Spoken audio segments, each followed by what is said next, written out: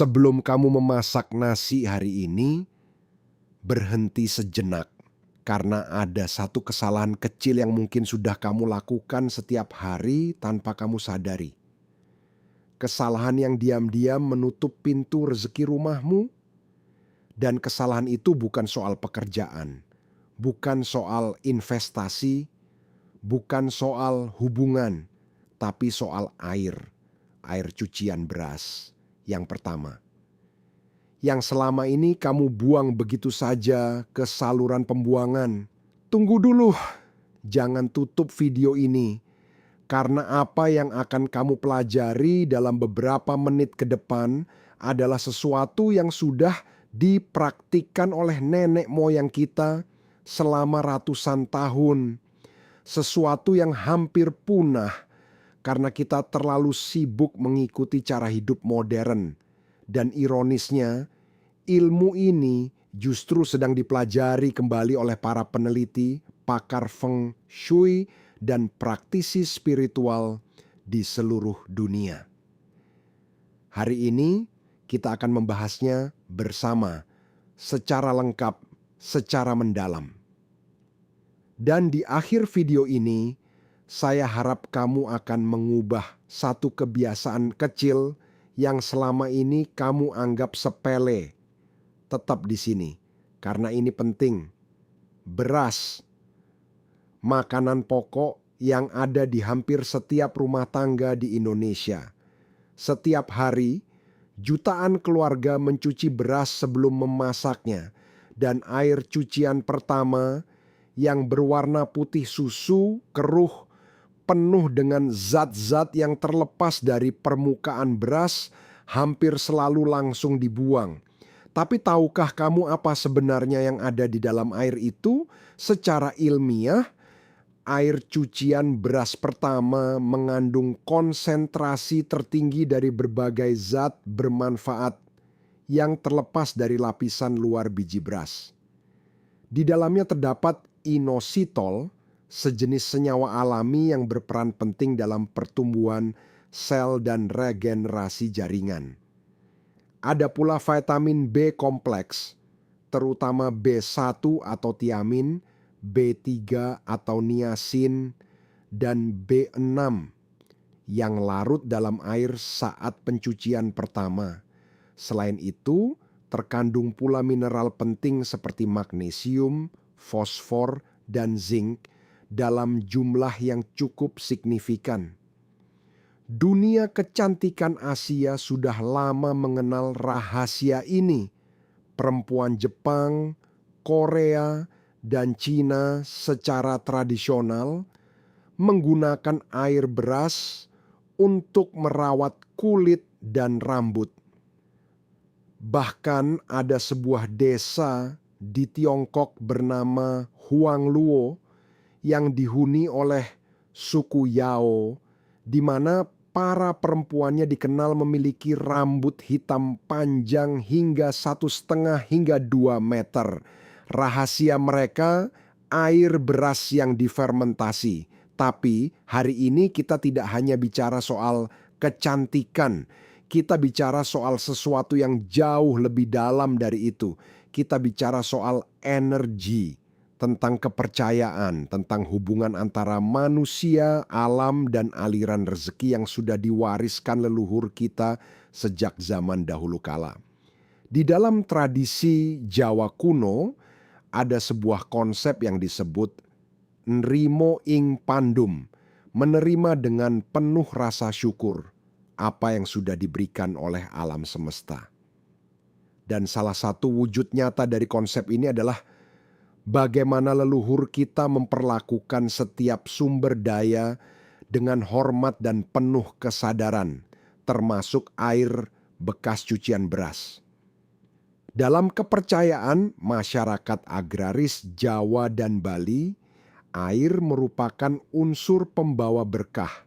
Bukan sembarang air, tapi air yang sudah bersentuhan dengan bahan makanan, terutama beras yang dianggap sebagai lambang kehidupan, kemakmuran, dan kesuburan. Dewa Sri atau Dewi Sri dalam mitologi Jawa dan Bali adalah Dewi Padi dan Kemakmuran. Setiap biji beras dianggap mengandung jiwa dan berkah dari Dewi Sri itu sendiri. Maka ketika air cucian beras, air yang sudah bersentuhan langsung dengan beras yang penuh berkah itu, disiramkan ke halaman depan rumah, secara simbolis dan spiritual ini dianggap sebagai tindakan menyebarkan kemakmuran ke seluruh area tempat tinggal. Ini bukan takhayul sembarangan. Ini adalah sistem kepercayaan yang terstruktur, yang telah bertahan selama berabad-abad, dan yang diwariskan dari generasi ke generasi bukan tanpa alasan. Di Bali, tradisi ini masih hidup hingga sekarang dalam bentuk yang lebih terstruktur melalui ritual ngaturang banten atau persembahan kepada alam. Air yang dianggap mengandung berkah selalu dilibatkan dalam setiap ritual tersebut. Di Jepang, praktik serupa dikenal dalam tradisi Shinto, di mana air bekas bilasan beras digunakan dalam ritual pembersihan dan penyucian tempat tinggal, dengan keyakinan bahwa air tersebut membawa energi positif dan mengusir energi negatif dari dalam rumah. Apakah ini kebetulan? Ataukah nenek moyang kita di berbagai belahan dunia yang berjauhan menemukan sesuatu yang sama tentang kekuatan air cucian beras? Pertanyaan yang sangat wajar muncul di benakmu sekarang. Kenapa harus halaman depan? Kenapa bukan halaman belakang? Kenapa bukan got? Kenapa bukan tanaman di dalam rumah saja? Dalam ilmu feng shui dan tradisi spiritual Asia Tenggara, halaman depan rumah atau area di depan pintu masuk utama adalah titik paling krusial dalam aliran energi sebuah tempat tinggal. Area ini disebut sebagai mulut rumah, tempat di mana energi alam semesta pertama kali memasuki hunian kita. Jika area ini dipenuhi energi negatif tersumbat atau terasa layu dan tidak terawat, maka energi positif yang ingin masuk, termasuk rezeki, kesehatan, dan keberuntungan akan terhambat. Sebaliknya, jika area ini diberi perhatian, dirawat, dan diberi makan secara spiritual, maka ia menjadi pintu gerbang yang lebar dan terbuka bagi segala bentuk keberlimpahan. Air cucian beras yang kaya akan zat organik dan dipercaya mengandung energi kemakmuran dari beras ketika disiramkan ke halaman depan, diyakini melakukan dua hal sekaligus. Pertama, secara fisik ia menutrisi tanah dan tanaman di halaman depan, membuat area tersebut lebih subur, lebih hijau, dan lebih hidup. Dan sebuah halaman depan yang subur dan indah secara feng shui memancarkan energi yang kuat dan sangat positif. Kedua, secara simbolis dan spiritual, tindakan menyiramkan air yang mengandung esensi dari bahan makanan pokok ke mulut rumah adalah sebuah pernyataan niat kepada alam semesta bahwa kita siap menyambut kelimpahan, bahwa kita menghormati setiap berkah yang datang, sekecil apapun itu, dan dalam hukum energi semesta, apa yang kamu pancarkan, itulah yang akan kembali kepadamu selalu. Baiklah, sekarang kita masuk ke bagian yang paling penting, bagaimana cara melakukannya dengan benar agar hasilnya benar-benar terasa. Ada 5 hal yang perlu kamu perhatikan dengan seksama. Yang pertama, gunakan air cucian beras yang pertama, bukan yang kedua, bukan yang ketiga. Air cucian pertama mengandung konsentrasi nutrisi dan energi tertinggi dari beras. Inilah inti dari seluruh praktik ini. Jangan sampai tertukar. Yang kedua, lakukan di pagi hari. Waktu terbaik adalah di pagi hari, sebelum matahari terlalu tinggi. Idealnya antara pukul 5 pagi hingga pukul 8 pagi. Dalam tradisi spiritual dari banyak budaya di dunia, pagi hari, terutama saat fajar, adalah waktu di mana energi alam paling bersih dan paling mudah dibentuk oleh niat manusia. Ini juga waktu di mana tanah paling siap menyerap air. Yang ketiga, lakukan dengan kesadaran penuh dan niat yang tulus. Jangan lakukan sambil tergesa-gesa atau sambil memikirkan hal lain. Saat kamu menuangkan air itu ke halaman depan, hadirkan pikiranmu sepenuhnya. Bayangkan rezeki yang melimpah. Bayangkan ketenangan yang mengisi setiap sudut rumahmu. Bayangkan pintu-pintu peluang yang terbuka satu persatu. Niat adalah energi, dan energi mengikuti perhatian. Yang keempat, ucapkan rasa syukur. Sebelum atau sesudah menyiramkan air, ucapkan syukurmu. Bisa dalam bentuk doa sesuai keyakinanmu, bisa dalam bentuk kata-kata sederhana yang keluar dari hatimu yang paling dalam. Terima kasih atas berkah hari ini. Terima kasih atas rezeki yang sudah datang dan yang akan datang. Syukur adalah magnet terkuat di alam semesta. Tidak ada yang bisa menandinginya. Yang kelima, dan ini mungkin yang paling sulit, lakukan secara konsisten. Satu kali tidak akan mengubah segalanya. Kekuatan dari praktik ini ada pada konsistensinya. Jadikan ini bagian dari rutinitas pagi harumu. 1 bulan, 2 bulan, 3 bulan. Perhatikan perubahan yang terjadi bukan hanya pada kondisi finansialmu, tapi pada energi rumahmu, pada perasaanmu setiap pagi, dan pada kualitas pikiran serta niatmu setiap hari. Saya tahu sebagian dari kamu mungkin masih bertanya-tanya, apakah ada penjelasan logis di balik semua ini? Apakah sains punya sesuatu untuk dikatakan? Jawabannya ya, dan ini bagian yang menarik. Sebuah penelitian di bidang ilmu pertanian menemukan bahwa air cucian beras mengandung nitrogen, fosfor, dan kalium dalam jumlah yang cukup signifikan. Ketiganya adalah nutrisi utama yang dibutuhkan tanaman dan tanah untuk tumbuh subur. Ketika disiramkan secara rutin ke tanah, air cucian beras berfungsi sebagai pupuk organik cair alami yang meningkatkan kesuburan tanah secara bertahap dan berkelanjutan. Ini berarti, jika kamu memiliki tanaman atau rumput di halaman depan, menyiramkan air cucian beras secara rutin akan membuat tanaman tersebut tumbuh lebih subur, lebih hijau, dan lebih sehat dari sebelumnya.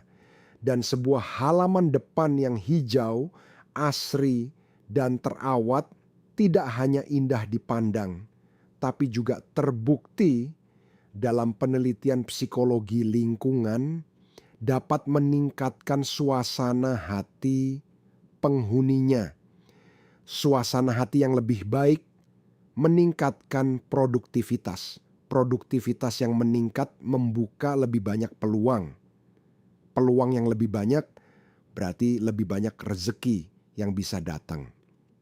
Kemudian ada penelitian di bidang psikologi positif yang menemukan bahwa ritual-ritual pagi yang dilakukan dengan penuh kesadaran, apapun bentuknya, secara konsisten terbukti meningkatkan rasa kontrol diri, kejelasan mental dan motivasi sepanjang hari. Ketika seseorang melakukan ritual bermakna setiap pagi, ia memulai harinya dengan rasa tujuan yang jauh lebih kuat. Dan ketika seseorang memulai hari dengan rasa tujuan yang kuat, dengan pikiran yang jernih, dengan niat yang terarah, apakah itu bukan kondisi terbaik untuk menarik peluang, membuat keputusan tepat, dan menciptakan hasil yang lebih baik dalam hidupnya? Sains dan spiritualitas dalam hal ini justru menunjuk ke arah yang sama persis. Mungkin kamu masih bertanya, apakah ada yang sudah benar-benar merasakannya? Izinkan saya berbagi beberapa kisah yang menyentuh hati. Seorang ibu rumah tangga di Yogyakarta, kita sebut saja Ibu Sari, mulai mempraktikkan kebiasaan menyiram halaman dengan air cucian beras pertama setelah mendengarnya dari ibunya yang sudah berusia 70 tahun. Awalnya ia melakukannya hanya karena rasa hormat pada orang tua, tanpa terlalu meyakininya. Tapi setelah 3 bulan berjalan, ia mulai memperhatikan perubahan-perubahan kecil yang tidak bisa ia abaikan. Suaminya mendapat promosi jabatan yang sudah ditunggu-tunggu selama hampir 2 tahun. Bisnisnya, berjualan kue mendadak ramai dipesan. Dan yang paling ia rasakan ada rasa damai yang berbeda di rumahnya, energi yang lebih tenang, lebih hangat, lebih lapang. Di Bali, seorang pengusaha muda bernama Wayan mengaku kembali menerapkan praktik leluhur ini setelah bisnisnya sempat mengalami penurunan yang cukup drastis. 3 bulan setelah konsisten melakukannya setiap pagi, disertai dengan doa dan rasa syukur yang tulus, ia mendapat klien besar pertamanya dari luar negeri. Ia tidak mengklaim bahwa air cucian beras adalah satu-satunya penyebab. Tapi ia percaya bahwa praktik ini mengubah cara pandangnya, cara ia memulai setiap hari, dan energi yang ia bawa ke setiap pertemuan bisnis. Kisah-kisah seperti ini bukan kebetulan. Karena ketika seseorang mulai menjalani hidupnya dengan ritual yang bermakna, dengan syukur yang tulus, dengan niat yang kuat di setiap pagi hari, perubahan itu memang tidak bisa dihindari. Perubahan itu akan datang dengan cara dan waktu yang mungkin tidak bisa kita duga sebelumnya. Setelah kamu terbiasa dengan praktik dasar ini, ada beberapa variasi yang bisa kamu coba untuk memperkuat manfaatnya. Variasi pertama, tambahkan 1 sendok teh garam laut ke dalam air cucian beras sebelum menyiramkannya. Garam dalam banyak tradisi spiritual dari berbagai penjuru dunia dikenal sebagai pembersih energi negatif yang sangat kuat. Kombinasinya dengan air beras dipercaya mempertebal lapisan perlindungan energi di sekitar rumahmu. Variasi kedua, tambahkan beberapa tetes air mawar. Air mawar memiliki frekuensi energi yang tinggi dan dalam tradisi Arab, Persia, dan India secara turun-temurun dipercaya menarik energi cinta, kelimpahan, dan keberuntungan. 5 hingga 7 tetes sudah cukup. Variasi ketiga, jadikan momen menyiram ini sebagai bagian dari ritual doa pagi. Berdoa terlebih dahulu sesuai keyakinanmu, kemudian sambil menyiramkan air, bayangkan doa-doamu mengalir bersama air itu ke dalam bumi. Seperti benih yang kamu tanam dan suatu hari nanti akan tumbuh menjadi pohon keberlimpahan yang rindang. Variasi keempat, Lakukan tepat saat matahari baru terbit di cakrawala. Momen fajar secara simbolis sangat kuat maknanya. Cahaya baru, hari baru, energi baru. Menyiramkan air kehidupan tepat saat cahaya kehidupan pertama muncul adalah sebuah ritual yang maknanya sangat dalam dan sangat kuat. Pilih variasi yang paling sesuai dengan keyakinan dan kenyamananmu. Tidak perlu semuanya dilakukan sekaligus, mulai dari yang paling sederhana. Yang terpenting adalah konsistensi dan ketulusan niatmu. Sahabat, di tengah kehidupan yang semakin cepat, semakin digital, dan semakin jauh dari alam, kita sering lupa bahwa ada kebijaksanaan luar biasa yang sudah diwariskan oleh mereka yang hidup jauh sebelum kita, mereka yang tidak punya smartphone, tidak punya Google, tidak punya akses ke semua informasi yang kita miliki sekarang. Tapi mereka memiliki sesuatu yang mungkin sudah mulai kita kehilangan.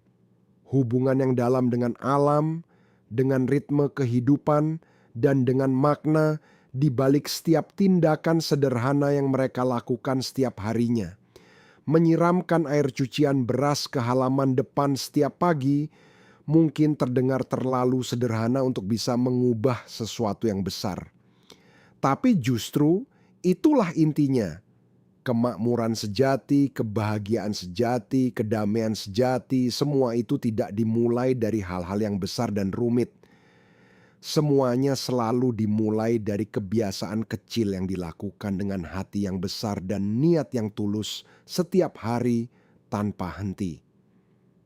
Ketika kamu mulai menghargai setiap tetes air, setiap butir beras, setiap momen kecil dalam hidupmu, kamu sedang membangun fondasi spiritual yang akan menopang seluruh struktur keberlimpahan dalam hidupmu.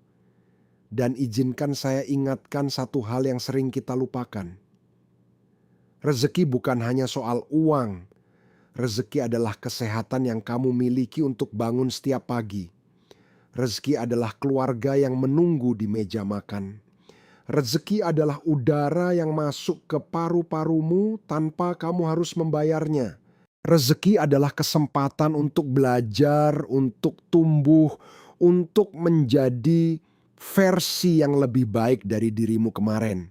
Dan ketika kamu mulai melihat hidup dari sudut pandang kelimpahan seperti ini, alam semesta dengan caranya yang misterius dan indah akan mulai mengirimkan lebih banyak lagi hal yang harus kamu syukuri.